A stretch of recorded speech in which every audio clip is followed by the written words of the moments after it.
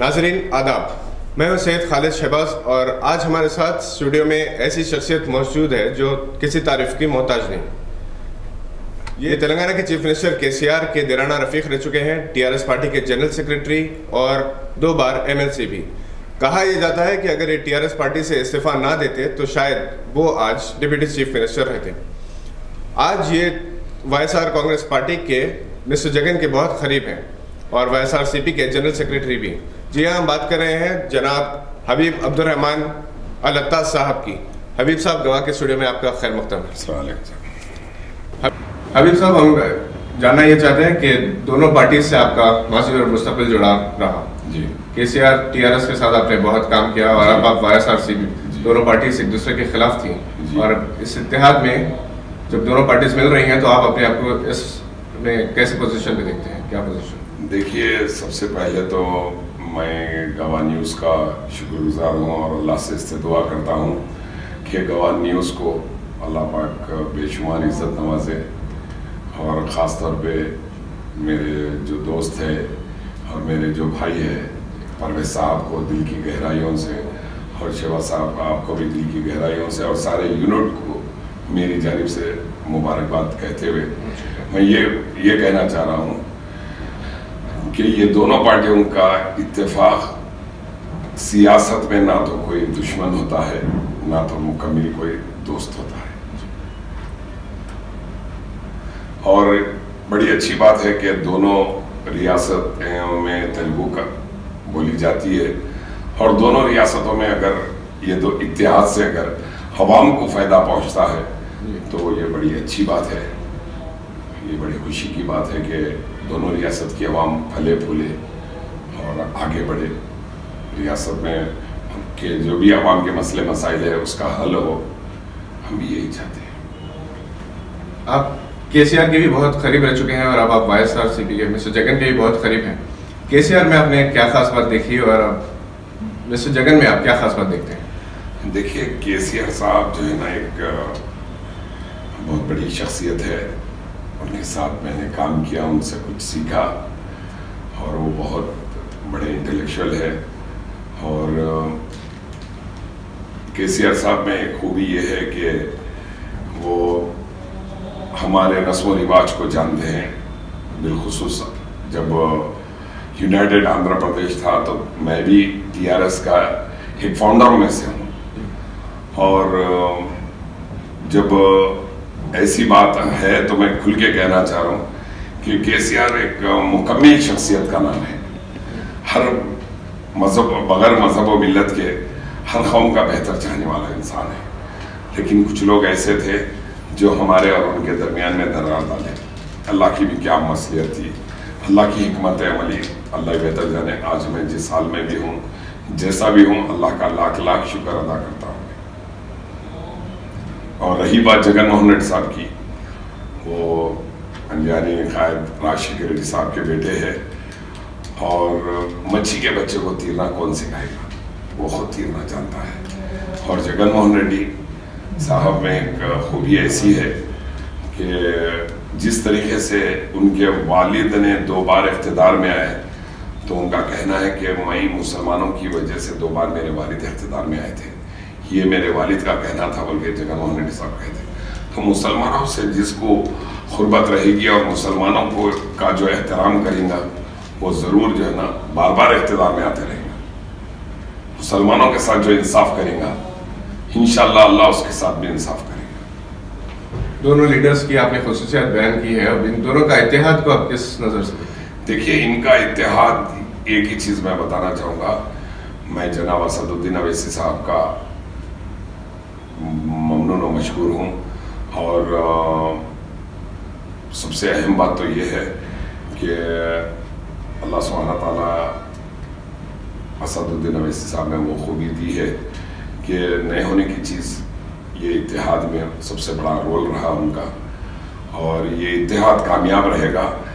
और अल्लाह से मैं ये दुआ करता हूँ कि अल्लाह नकीब मिल्लत को और हबीब मिल्लत को सलामत रखे, क्योंकि आंध्रा की भी सियासत बिलखुसूस मैं कहूँ अगर आपसे कि इतनी प्यासी है मुस्लिम क़यादत नहीं है आंध्रा में। और ये बाखुदा ये चैनल में मैं कह रहा हूँ, ये बात मेरे से कहलवाने के लिए कई चैनल्स वाले कोशिश करें, लेकिन ये बात मैं मुंह पर नहीं लाया था कि आंध्रा की क़यादत, मुस्लिम क़यादत बिलखुसूस इतनी प्यासी है। और आज मैं जो भी मुकाम पर हूँ, पहले अल्लाह के हबीब के बाद जनाब असदुद्दीन अवैसी साहब की मेहरबानी है कि मैं आज वायस राजशेखर रेड्डी साहब के फर्जंद जनाब जगनमोहन रेड्डी साहब की पार्टी में मैं नेशनल जनरल सेक्रेटरी हूँ कि दोनों रियासतों में क्या ऑल इंडिया में मैं काम कर सकता हूँ। क्या ये फेडरल फ्रंट में इतनी ताकत है या इतनी मजबूत है फेडरल फ्रंट की 21 पार्टीज का ग्रैंड अलायंस का सामना कर सके? देखिए, सबसे अहम बात तो ये है कि अवाम बगैर मजहब व मिल्लत के बीजेपी से और कांग्रेस से बेजार हो चुकी है। एक नया चेहरा देखना चाह रही, क्योंकि बीजेपी ने जो वादे किए थे, आज उन्होंने सेंटर में रहकर मुसलमानों के साथ हमारा तनासुब क्या है। आज मुसलमानों के साथ में बीजेपी, जबकि 82,000 करोड़ सेंटर में बजट है, तेलंगाना स्टेट में क्या दिया, आंध्रा स्टेट में क्या दिए, खुद आप देखें। इसीलिए और जो नोटबंदी आई थी और ये जीएसटी सीएसटी, ये जो सब चीजें लाकर मोदी जी ने खुद, उनकी कौम उनसे दूर हो गई है। मुसलमान का तो बड़ी दूर की बात है। और जरूरी है जो है ना, जो फेडरल फ्रंट बन रही है वो इंशाअल्लाह ताला बहुत आगे तक जाएगी, बहुत आगे तक जाएगी। बजट की और माइनॉरिटीज की आपने बात की, तो खुद मिस्टर जगन का ताल्लुक एक माइनॉरिटी कम्युनिटी से है, तो दूसरी माइनॉरिटीज कम्युनिटीज बिलखुसूस मुस्लिम कम्युनिटी को किस नज़र से देखते हैं और कितनी अहमियत है मुसलमानों की आंध्रा में? देखिए, मैं आपसे कहूं कि 2014 के इलेक्शन में 4 MLA मुसलमान को दिए जगनमोहन रेड्डी साहब देने के बाद चंद्रबाबू नायडू साहब, आप जानते हैं कि गिरगुड़ भी उस किस्म के रंग में बदलता है जितना चंद्रबाबू नायडू रंग बदलते हैं। चंद्रबाबू नायडू साहब जो है ना, एक भी मुसलमान को MLA की सीट नहीं दी। जगनमोहन रेड्डी साहब 4 सीट दिए और 4 को मुसलमानों ने जिताया, जिसमें से 2 जंप मार के जो है ना टीडीपी में चले गए। और जगनमोहन रेड्डी साहब का बार बार यही कहना है कि मेरे वालिद 4% रिजर्वेशन दिए थे। इसमें भी मैं एक बात कहूँगा, उस दौर में मैं MLC था और इसमें भी मैं जनाब असदुद्दीन अवैसी साहब का शुक्रगुजार हूँ कि उनकी मेहनतों की वजह से ये 4% रिजर्वेशन को राजशेखर रेड्डी साहब राजी हुए थे। राजशेखर रेड्डी साहब और असदुद्दीन अवैसी साहब मिलकर ये 4% के लिए कोशिश करके इससे कौम में इतना फायदा पहुंचा है। कई बच्चे हमारे डॉक्टर्स हुए, कई बच्चे हमारे इंजीनियर्स हुए, गर्ल्स को फ्री एजुकेशन रहा। देखिए, मरहूम राजशेखर रेड्डी साहब के जितने स्कीमात थे वो लाजवाब स्कीमात थे। ये तमाम स्कीमात में असदुद्दीन अवैसी साहब का सबसे बड़ा रोल रहा, जिसकी वजह से 2 बार इख्तिदार में राजशेखर रेड्डी साहब आए। और जगनमोहन रेड्डी साहब का भी कहना यही है कि मैं एक बार इख्तिदार में आऊंगा तो मेरे वालिद 1 कदम आगे बढ़े थे मुसलमानों के लिए, मैं 2 कदम आगे बढ़ाऊंगा। और 50,000 ये जो वहाँ पर आंध्रा में, यहाँ पर हमारे पास शादी मुबारक कहा जाता है तेलंगाना में, वहाँ पर निकाह नामा के नाम से जो है टीडीपी वाले चला रहे हैं, वो 50,000। अब जगनमोहन रेड्डी साहब का कहना ये है कि मैं इसको 1 लाख भी दूंगा और मौजन और इमाम को, मैं इमाम साहब को 10,000 और मौजन को 5,000 दूंगा बोलकर ऐलान करेंगे। देखिए, इससे साफ जाहिर होता कि चंद्रबाबू नायडू साहब 5,000 इमाम को रखे, 3,000 मौजन को रखे। आज भी कई मसाजिद में इमामों को जो है ना पैसा नहीं पहुंचा जा रहा है।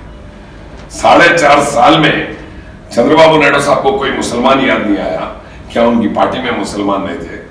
लास्ट में बाई इलेक्शन की वजह से हमारे फारूक साहब को जो है मिनिस्ट्री मिली, नोमान साहब को जो है ना उर्दू अकेडमी का चेयरमैन बनाया उन्होंने, वरना क्या आंध्र प्रदेश में मुसलमान नहीं थे?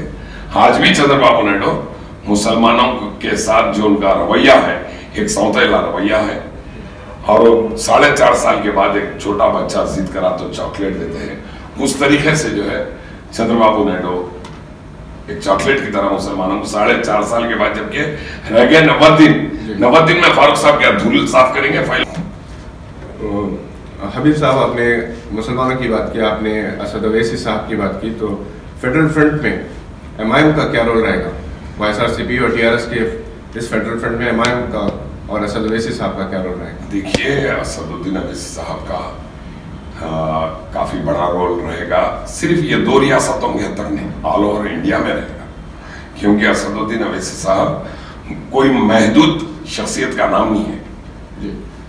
असदुद्दीन ओवैसी साहब आज हमारे हिंदुस्तान के अंदर अगर कोई सेकुलर लीडर है तो वो असदुद्दीन ओवैसी साहब है, जो ऑल ओवर इंडिया से सारे एमपीज जो है ना, इनकी आवाज़ पर इंशाअल्लाह ताला लब्बैक कहेंगे। और आने वाले वक्त में जो है ना, जो जिद्दोजहद ओवैसी साहब कर रहे हैं, अल्लाह उनको कामयाबी अता फरमाए, ये दुआ करते हैं। फेडरल फ्रंट की हम जब बात करते हैं तो खुद वाईएसआरसीपी पार्टी वर्कर्स में क्या रिएक्शन है? सब पार्टी वर्कर्स में एक ही बात आई है, जिस तरीके से तेलुगु देशम तेलंगाना के में आकर यहाँ पर इलेक्शन लड़के जो तेलंगाना के सेंटिमेंट को, और हम लोग इस तेलंगाना के इलेक्शन में कोई हिस्सा नहीं, और सबसे अहम बात तो ये है हमारे अलायंस की वजह कि हमारे कोई स्पेशल स्टेटस, जो तेलुगु में उसे प्रत्येक आवधा कहते हैं और इंग्लिश में स्पेशल स्टेटस कहते हैं और उर्दू में खुसूसी मौकूफ का रियासत को दर्जा, जबकि ये वादा कांग्रेस करी थी। कांग्रेस 5 साल बोले तो बीजेपी 15 साल के लिए 10 साल और बढ़ाओ बोल के ये इतना सब करके, हाँ, चंद्रबाबू नायडू साहब जो है ना बिल्कुल मुंह बंद रखे हैं।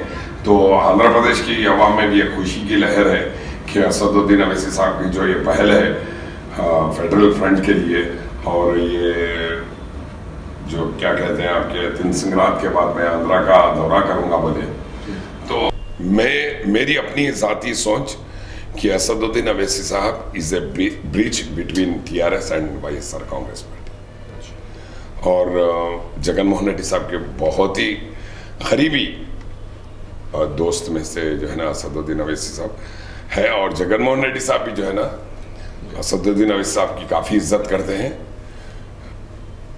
ये बात है। अब एक ऐसे वक्त में है जब इलेक्शंस करीब आ रहे हैं, तो पार्लिमानी इलेक्शंस में वाईएसआरसीपी की क्या पोजीशन रहेगी, आपको क्या लगता है?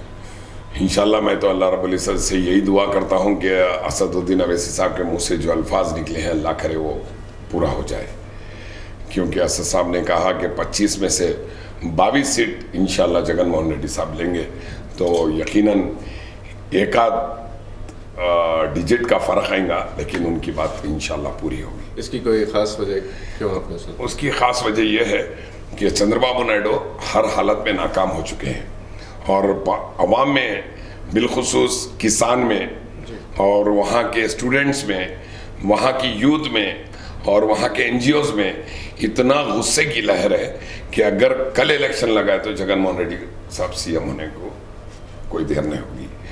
और इंशाल्लाह जब असदुद्दीन ओवैसी साहब का दौरा होगा तो मुसलमानों में भी एक किस्म का जज्बा और एक किस्म की लहर, और आंध्रा के और रायलसीमा के जितने मुसलमान भाई है वो असदुद्दीन ओवैसी साहब को की आवाज़ पे लब्बैक कहेंगे इंशाल्लाह।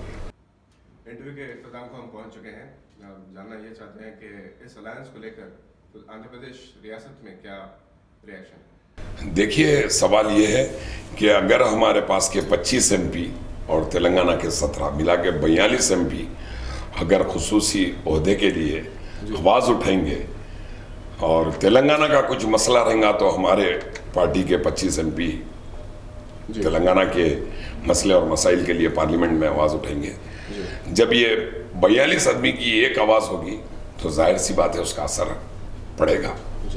और भी मुख्तलिफ जमातें हैं जो रीजनल पार्टीज़ है, इंशाअल्लाह ताला वो सब के सब जो है ना दारुस्सलाम से वाबस्तगी रखते हैं, और इंशाअल्लाह ताला बहुत आला मुकाम पर जो है ना ये बात जाएगी, और इंशाअल्लाह ये फेडरल फ्रंट ज़रूर एक नया चेहरा, आवाम भी चाह रही है कि एक नया चेहरा हो, क्योंकि गांधी फैमिली से और नरेंद्र मोदी जी से और बीजेपी से वजन हो चुकी है आवाम।